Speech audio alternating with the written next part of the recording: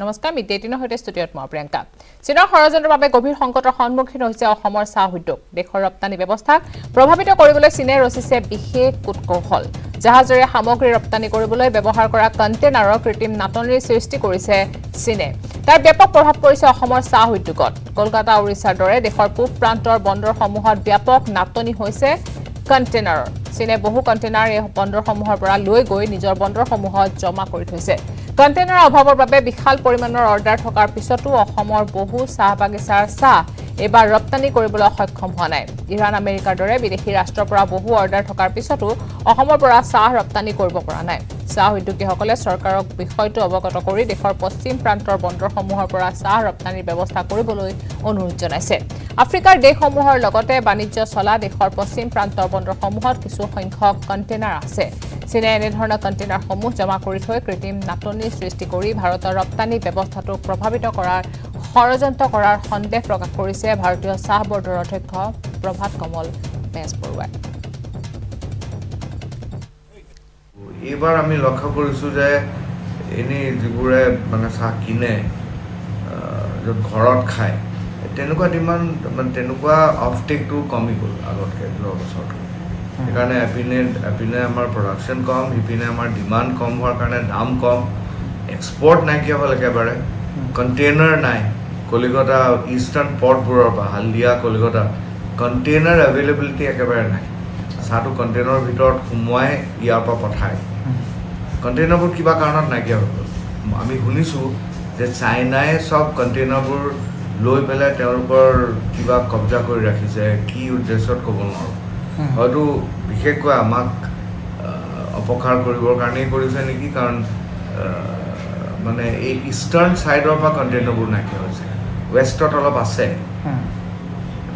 নাভা সেৱা বোলা পৰ্ট এটা আছে বম্বেৰ ওচৰত আৰু কান্দলা পৰ্টো আছে গুজৰাটত সেই জেগাবোৰত অলপ কণ্টেইনাৰ এভেইলেবিলিটি এটা আছে কিন্তু ইয়াত নাই মানে কলিকতা হালদিয়া এইবোৰত একেবাৰে নাই ৰাজ্যৰ চাহ উদ্যোগটো জীয়াই থকাৰ বাবে সংগ্ৰাম কৰিবলগীয়া পৰিস্থিতিৰ সৃষ্টি হৈছে চাহৰ মূল্য উৎপাদন ব্যয়ৰ তুলনাত যথেষ্ট হ্ৰাস পোৱাৰ বাবে চাহ উদ্যোগলৈ ভাবুকি আহিছে বুলি এক প্ৰেছ বিজ্ঞপ্তিযোগে মন্তব্য কৰিছে নৰ্থ ইষ্টাৰ্ণ টি এছ'চিয়েশ্যন চমুকৈ নেতাৰ উপদেষ্টা বিদ্যানন্দ বৰকাকতিয়ে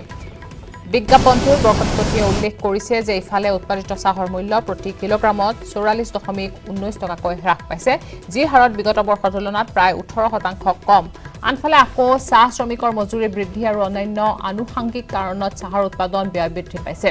চাহৰ শ্ৰমিকৰ দৈনিক মজুৰি পূৰ্বৰ 167 টকাৰ পৰা 205 টকালৈ বৃদ্ধি কৰাৰ ফলত প্ৰতি কিলোগ্ৰাম চাহৰ উৎপাদনৰ ব্যয় 25 টকা পৰ্যন্ত বৃদ্ধি পালে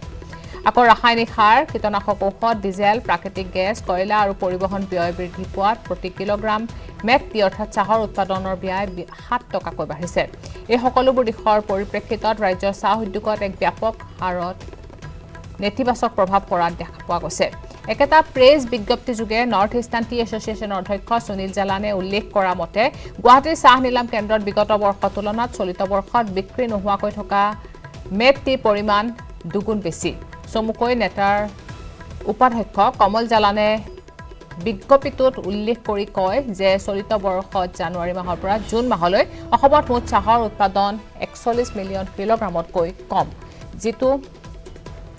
2019 বৰ্ষৰ তুলনাত 19% হ্ৰাস পাইছে উৎপাদিত চাহৰ বজাৰ মূল্য বৃদ্ধি নাপালে ক্ষুদ্ৰ চাহ খেতিয়ক আৰু চাহ উদ্যোগৰ সৈতে জড়িত সকলোৰে বিপদত পৰিব বুলি মন্তব্য কৰে নেতাৰ উপদেষ্টা বিদ্যানন্দ বৰকাকতিয়ে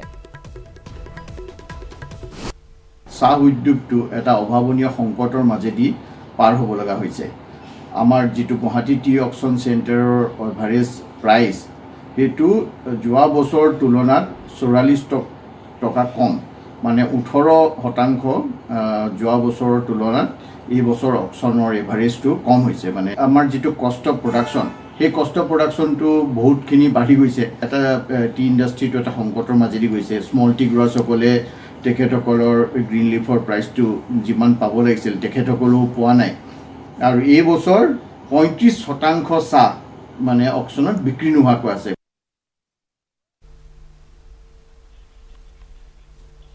আৰু আমি এটা কথা পাতিম আমাৰ যোৰহাটৰ সাংবাদিক গৌতম বৰাৰ সৈতে গৌতম আপোনাৰ ওচৰলৈ আহিছো এতিয়া গভীৰ সংকটত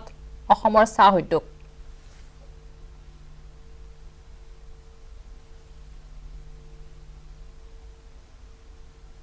গৌতম শুনিবলৈ পাইছে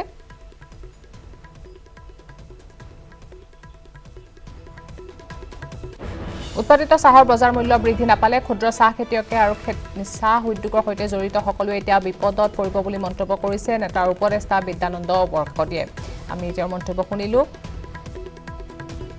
চলিত বৰ্ষৰ জানুৱাৰী মাহৰ পৰা জুন মাহলৈ অসমৰ মুঠ চাহৰ উৎপাদন 41 মিলিয়ন কিলোগ্ৰামতকৈ কম যিটো 2019 বৰ্ষৰ তুলনাত 19% হ্ৰাস পাইছে চাহৰ মূল্য উৎপাদিত চাহৰ বজাৰ মূল্য বৃদ্ধি নাপালে সংকটত পৰিব ক্ষুদ্ৰ চাহ খেতিয়ক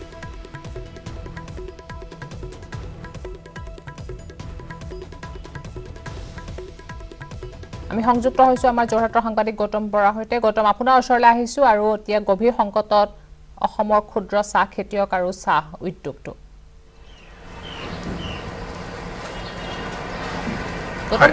হয় নিশ্চয়কৈ প্ৰিয়ংকা শেহতীয়াকৈ যি শ্ৰমিকৰ মজুৰি বৃদ্ধি পাইছে তাৰ লগতে চাহপাতৰ যি উৎপাদন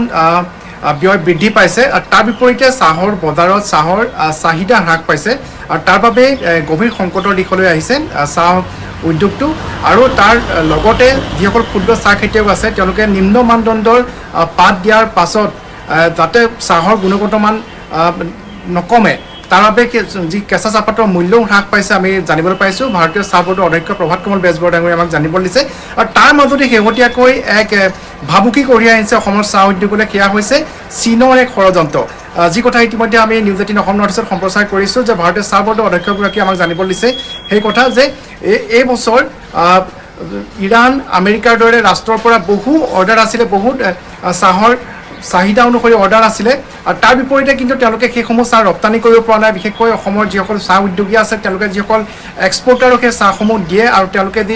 ৰপ্তানি কৰে এইসমূহ দেশলৈ এইবাৰ কৰিব পৰা নাই তাৰ মূল কাৰণটো হৈছে যে গৌতম যেহেতু এতিয়া কণ্টেইনাৰৰ অভাৱ বুলি কৈছে চীনত আবদ্ধ হৈ আছে কণ্টেইনাৰসমূহ বুলি কৈছে গতিকে এনে ক্ষেত্ৰত তেওঁলোকৰ হাতত তেওঁলোকে কি পৰিকল্পনা কৰিছে বা কি কৰিব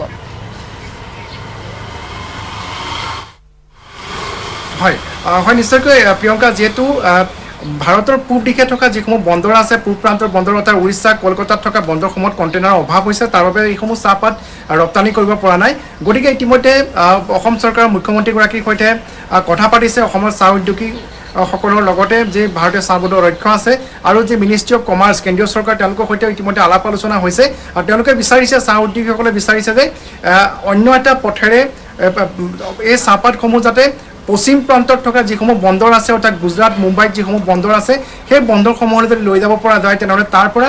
চাহপাতসমূহ ৰপ্তানি কৰিব পৰা যাব কিয়নো তাত কিছু সংখ্যক এনেধৰণৰ কণ্টেইনাৰ বৰ্তমান উপলব্ধ হৈ আছে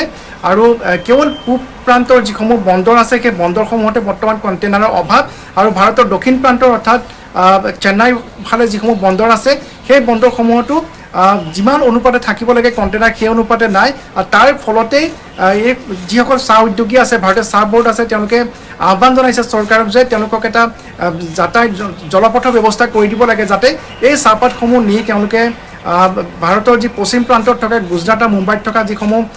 বন্দৰ মহাৰাষ্ট্ৰৰ যিসমূহ বন্দৰ আছে সেই বন্দৰসমূহৰ জৰিয়তে যাতে ৰপ্তানি কৰিব পাৰে কিয়নো